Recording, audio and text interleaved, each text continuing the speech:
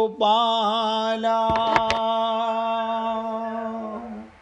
भजो मुरली मनोहर नंद लाला भजो मुरली मनोहर नंद लाला भजो गिरिधर गोविंद गोपाला भजो गिरिधर गोविंद गोपाला भजो मुरली मनोहर नंद लाला भजो मुरली मनोहर नंद लाला भजो गिरिधर गोविंद गोपाला भजो गिरिधर गोविंद गोपाला भजो मुरली मनोहर नंद लाला भजो मुरली मनोहर नंद लाला भजो गिरिधर गोविंद गोपाला भजो गिरिधर गोविंद गोपाला बोलिए वृंदावन बिहारी लाल की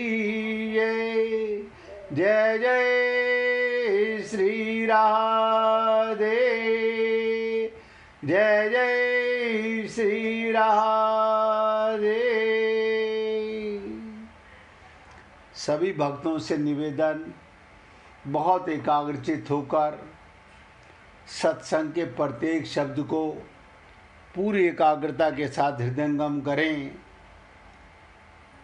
सबसे निवेदन कर रहा हूँ, मनुष्य शरीर सबको मिला हुआ है, भगवत प्राप्ति का पूरा मौका खुला हुआ है। आप चाहें अपना कल्याण कर सकते हैं, आप ना चाहें तो पुनरपि जननम पुनरपि मरणम, संसार में ऐसे ही अगर इसी आवागमन के चक्कर में रहना है,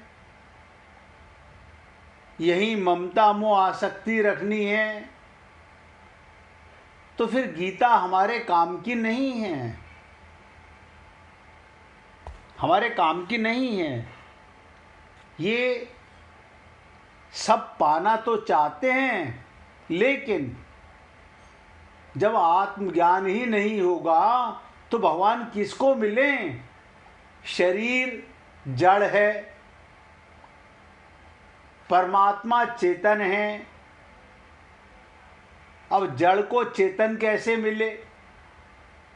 आप भी चेतन और परमात्मा भी चेतन।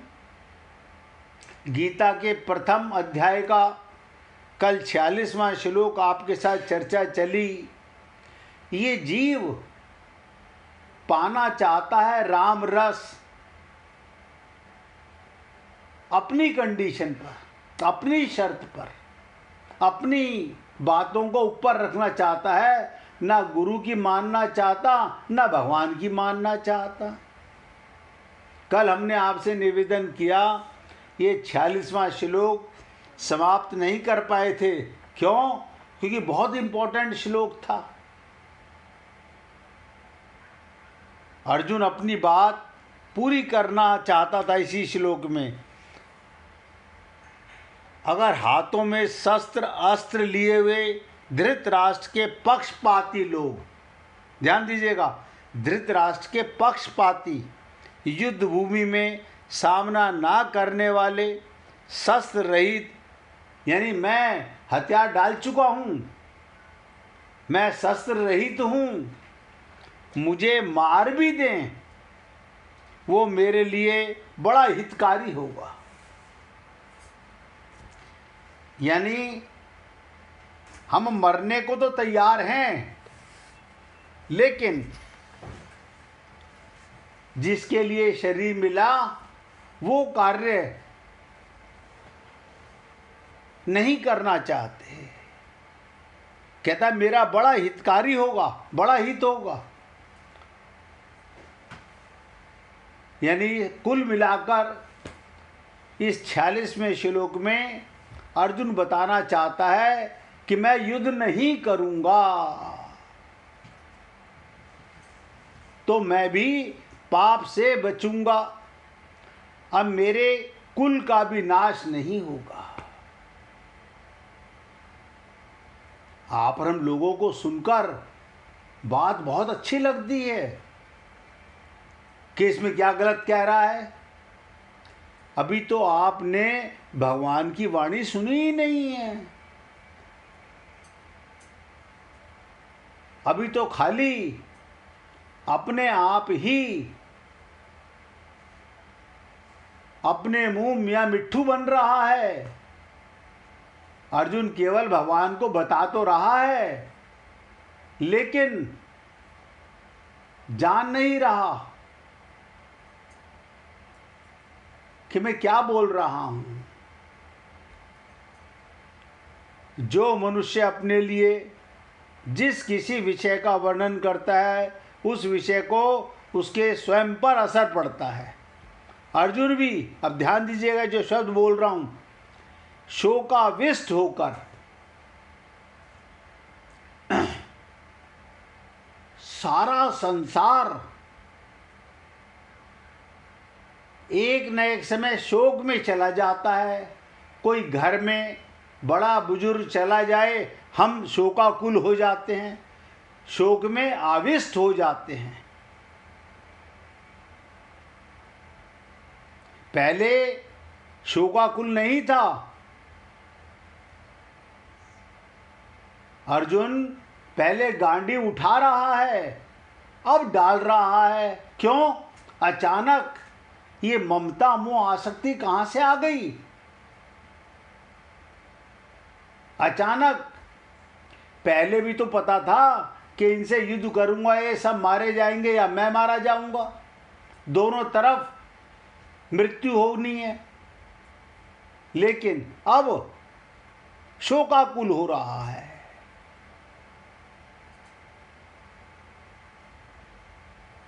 पहले युद्ध से अलग नहीं था, अब शोकाविष्ट होकर बोलते बोलते अंत में बाण सहित धनुष का त्याग करके बैठ जाता है। आप और हम सब लोग भी भगवत प्राप्ति की हिम्मत छोड़ देते हैं। जो छोड़ने वाला काम है वो नहीं छोड़ पाते। यानी एक अज्ञानता को नहीं मिटाना चाहते। ज्ञान और अज्ञान में क्या अंतर है? ज्ञान के आगे ए लिख दो, ए प्लस ज्ञान, अज्ञान। ये ए क्या है? अपनापन। बस इतनी सी। बताइए, ये एक ऐसा अज्ञान ऐसी हमारी खोपड़ी में बस गया, हम अनंत जन्म हो गए, अनंत जन्म हो गए। लेकिन ये शरीर में अपनापन, परिवार में अपनापन और संसार की वस्तुओं में अपनापन, अपनापन बुरा नहीं है। अब ध्यान दो, अपनापन बुरा नहीं है, लेकिन क्या मान के अपनापन है वो दोष है। अगर आपको आत्मज्ञान हो तो आपके परिवार में कौन है? सारी आत्माएं हैं, सब आत्माएं। आत्मा ना जवान होती है ना बूढ़ी होती है। सिर्फ इतनी सी बात के लिए भगवान ने कृपा करके इतना लंबा जीवन दिया। कि लोग कहते अब तो मर जाएं तो अच्छा है, बहुत उम्र हो गई हमारी।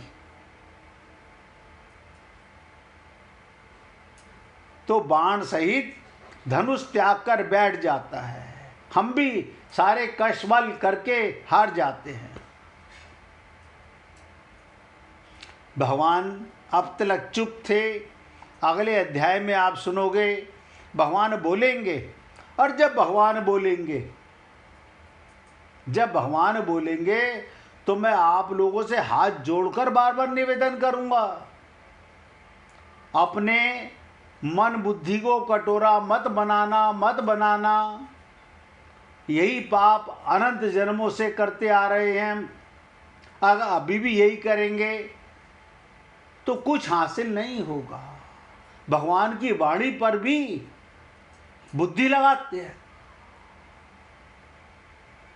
संत महात्माओं की बातों पर तो हम लगाते ही आ रहे हैं, लेकिन भगवान की वाणी पर भी हम बुद्धि लगाएंगे।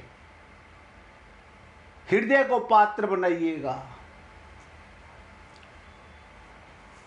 भगवान ने सोचा अर्जुन का वेग निकल जाए तब मैं बोलूं।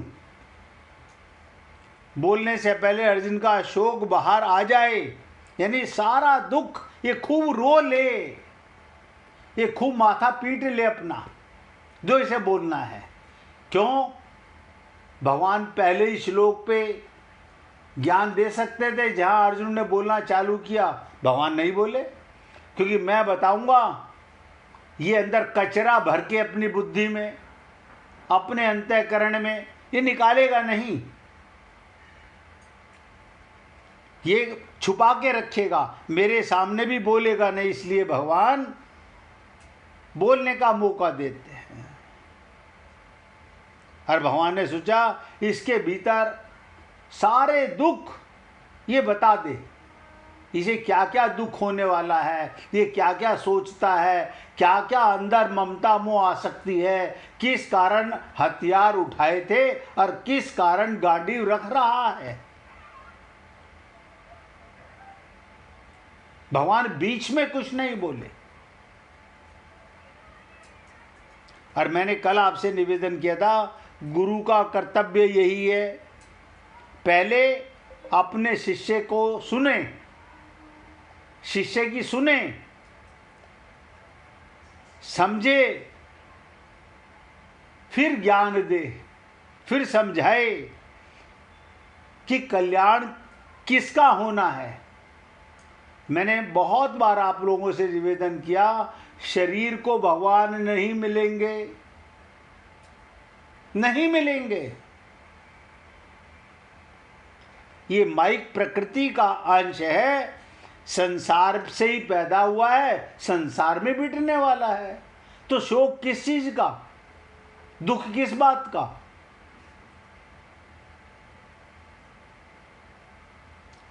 तो कल हमने आपसे निवेदन किया, अर्जुन अपने को धर्मात्मा मानकर युद्ध से निवृत्त होने में जितनी दलीलें उसकी खोपड़ी में थी, उसके हृदय में थी, बता चुका। और ये भी साफ कहा गया, संसार के अंदर रचे पचे लोग अर्जुन की इन दलीलों को 99.99% ठीक मानते हैं कि अर्जुन की क्या गलती है। क्योंकि अर्जुन के भीतर कौटुंबिक मोह और उस मोह से आविष्ट होकर वो धर्म की, साधुता की बड़ी बड़ी ऊंची बातें करता है। और मैंने ये भी निवेदन किया था, जिन लोगों के अंदर ये अज्ञानता है, कौटुंबिक मोह, उन लोगों को ही अर्जुन की बातें ठीक लगेंगी। वही लोग अर्जुन की बातों से पूरी तरह सहमत होंगे। परंतु अब ध्यान दीजिएगा, भगवान की दृष्टि जीव के कल्याण की तरफ है। आपके शरीर को बूढ़ा होने से, मरने से भगवान नहीं बचाना चाहते। भगवान आपके शरीर को नहीं, आपका कल्याण चाहते हैं, जीव का कल्याण चाहते हैं। उसका कल्याण कैसे हो? संत महात्मा भी यही चाहते हैं।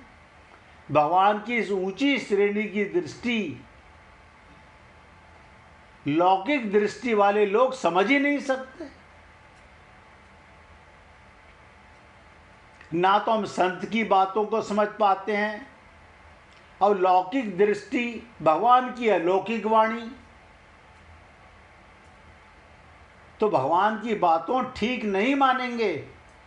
ऐसा मानेंगे कि अर्जुन के लिए युद्ध रूपी पाप से बचना बहुत ठीक था, पर भगवान ने उसे युद्ध में लगाकर ठीक नहीं किया। वास्तव में भगवान ने अर्जुन से युद्ध नहीं कराया। मैंने कल भी आपसे कहा था, उसे अपने कर्तव्य का ज्ञान कराया। हमारे को सीतारामाचार्य जी ने एक लाइन में ज्ञान करा दिया कि तुम्हारा कर्तव्य क्या है। इस देह में हरि मिलत है, अब खूब महल बनाओ, खूब अरबों खरबों रुपए जमा कर लो, छोड़ के जाओगे। अब आप सोचो, ये किस लिए?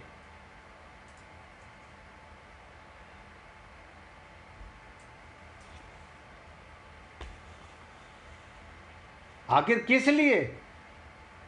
ये अज्ञानता मर नहीं रही। गुरु कह रहा है इस देह में हरि मिलत है, तो भगवान अर्जुन को उसके कर्तव्य का ज्ञान कराना चाहते हैं। युद्ध तो अर्जुन को कर्तव्य रूप में स्वतः मिला हुआ है, क्षत्रिय कुल में आया है।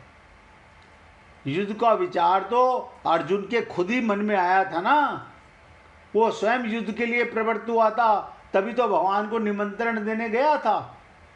परंतु उस विचार को अपनी बुद्धि से अनिष्ट कारक समझकर वो युद्ध से विमुख हो रहा है। यानी मैं गलत आ गया था, अब मैं सही हो गया हूं।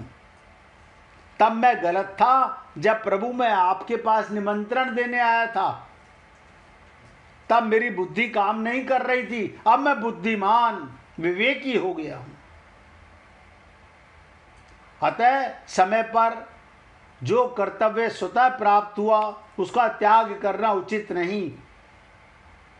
तो कल मैंने आपसे कहा था, अगर कोई व्यक्ति किसी तीर्थ स्थान में जा रहा हो और गलत मार्ग पर एंटर कर जाए और कोई संत पूछे कि कहाँ जा रहे हो भैया, और आप कहो मैं उस तीर्थ में जा रहा हूँ, और वो बोले गलत रॉन्ग डायरेक्शन में जा रहे हो, आप तुरंत वापस हो जाते हो। यही भगवान बताना चाहते हैं।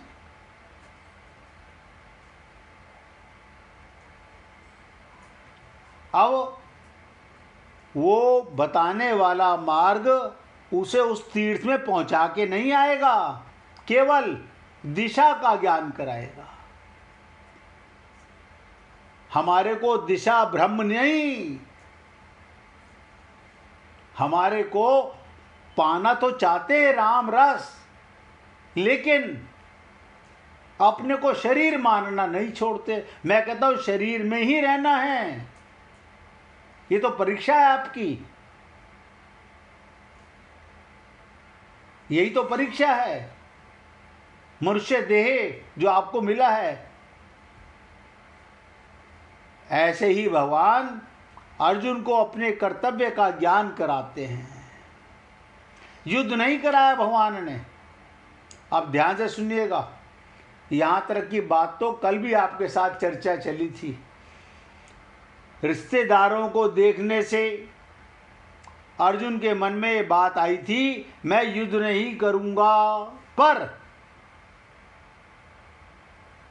भगवान के उपदेश सुनने पर अर्जुन ऐसा नहीं कहा कि मैं युद्ध नहीं करूंगा। ये क्या कारण है?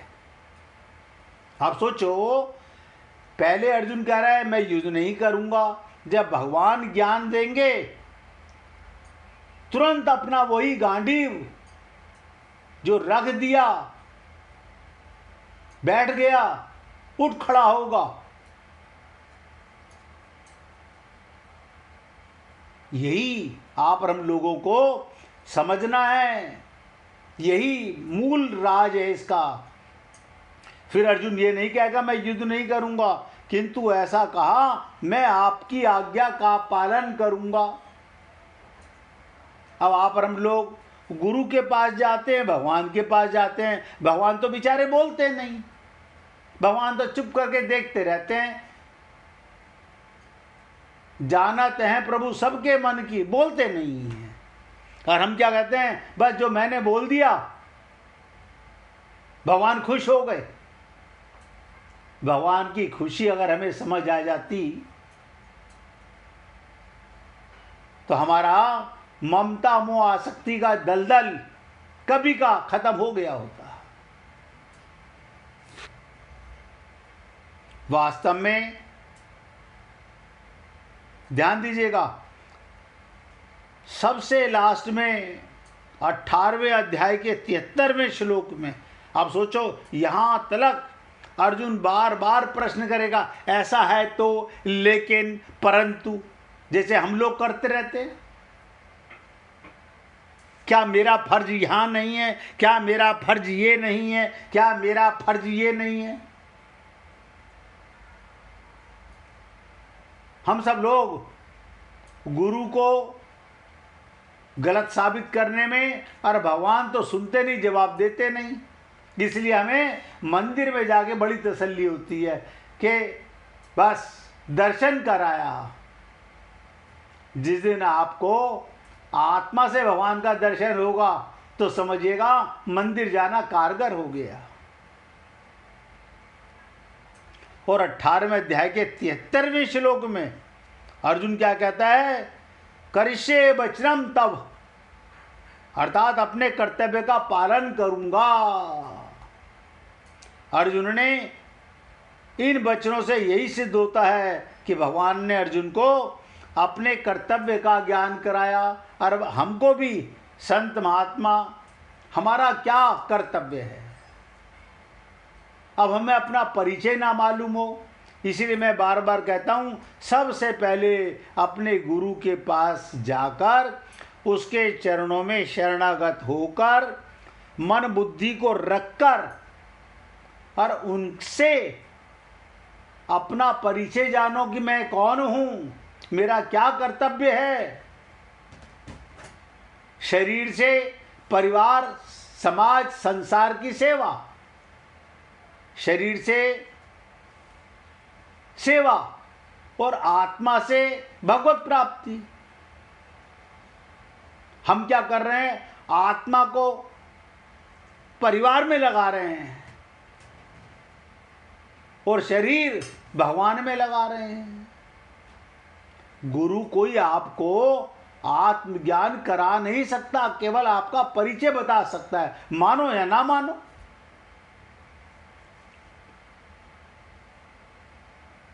तो अर्जुन ने इन वचनों से यही सिद्ध होता है कि भगवान ने अर्जुन को कर्तव्य का ज्ञान कराया। अब आप और हम लोग सोचें हमारा क्या कर्तव्य है, ये हमें कैसे पता। आप सब कहते हैं हर आदमी, ये क्या बात हुई, अपने घर से क्या मुंह मोड़ लें हम, क्या अपने फर्ज से पीछे हट जाएं। ना ना, करोड़ों कल्प हो चुके, करोड़ों, ये तो मैं कम बोल रहा हूं, 84 लाख योनियों में हम सब भटक चुके, कर्तव्य का आज तक पता नहीं चला। जिस जिस योनि में गए, जिस जिस परिवार में गए, वहां कर्तव्य फिर आ गया। हालांकि वहां पर भोग योनियां थी, यहां कर्म योनि है प्लस भोग योनि है। केवल भगवान ने अर्जुन को, तो गुरु क्या करता है, हमें हमारे कर्तव्य का ज्ञान कराता है। वास्तव में युद्ध होना अवश्यम भावी था, नोट करो, क्योंकि सबकी आयु समाप्त हो चुकी थी। क्या मतलब, जब किसी की मृत्यु आती है तो उसको कोई ना कोई कारण होता है। आप कहते हो वहाँ टैक्सी से ना जाते, टैक्सी खाई में ना गिरती, हम सब बच जाते। अरे बाबा, बच तो जब जाते, मृत्यु को कैसे टालते?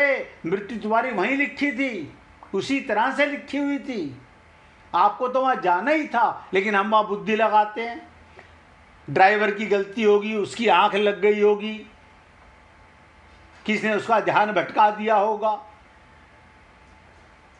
पायलट की गलती होगी। अभी अहमदाबाद में एक्सीडेंट हुआ, लोगों ने पता नहीं क्या क्या बातें, पीछे रिसर्च हो रही है, वो ब्लैक बॉक्स निकालो, उसमें देखो क्या लिखा है। ये खोपड़ी में नहीं आ रहा कि एक व्यक्ति उसमें बचा भी है।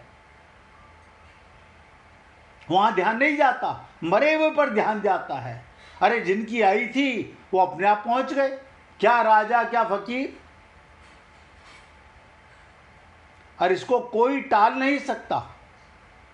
युद्ध होना अवश्य भावी था, क्योंकि सबकी आयु समाप्त हो चुकी थी भगवान की दृष्टि में। अब हमारी दृष्टि में थोड़ी होगी। स्वयं भगवान ने, ध्यान दीजिएगा, 11वें अध्याय में विश्व स्वरूप दर्शन के समय अर्जुन से कहा है। जब आप सुनोगे 11वें अध्याय में कि मैं बड़ा हुआ काल हूं, बताओ, भगवान कह रहे हैं मैं बड़ा हुआ काल हूं और सबका संहार करने के लिए यहां आया हूं। लेकिन फिर भी अर्जुन, भीम, नकुल, सहदेव, युधिष्ठिर ढिंडोरा पीटेंगे, मैंने इतनों को मारा, मैंने इतनों को मारा। अज्ञानता की देखो कहां सीमा इंसान की।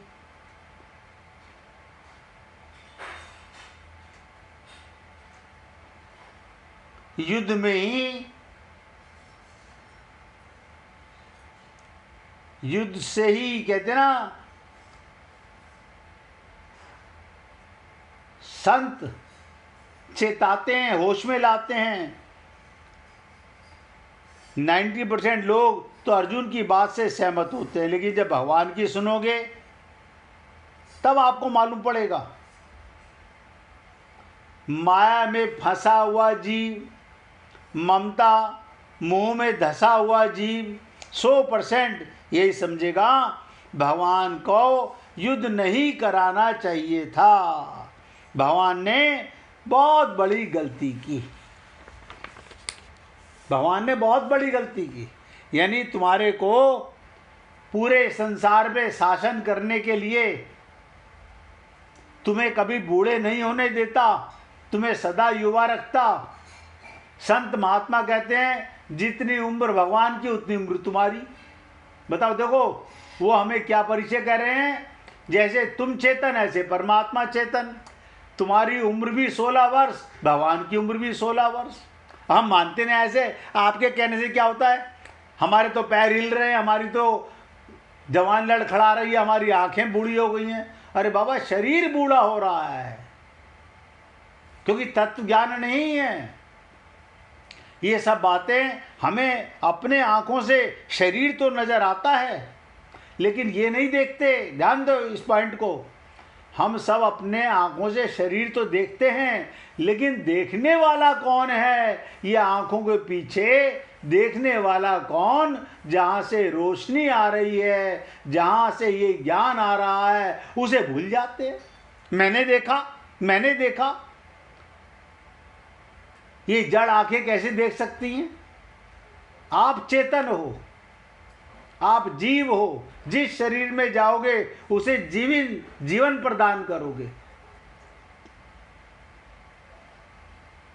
अतः कहते हैं तेरे युद्ध किए बिना भी ये विपक्ष में खड़े युद्ध लोग बचेंगे नहीं। भगवान ने कहा 11वें अध्याय के 32वें श्लोक में भगवान कहेंगे कि चिंता ना कर,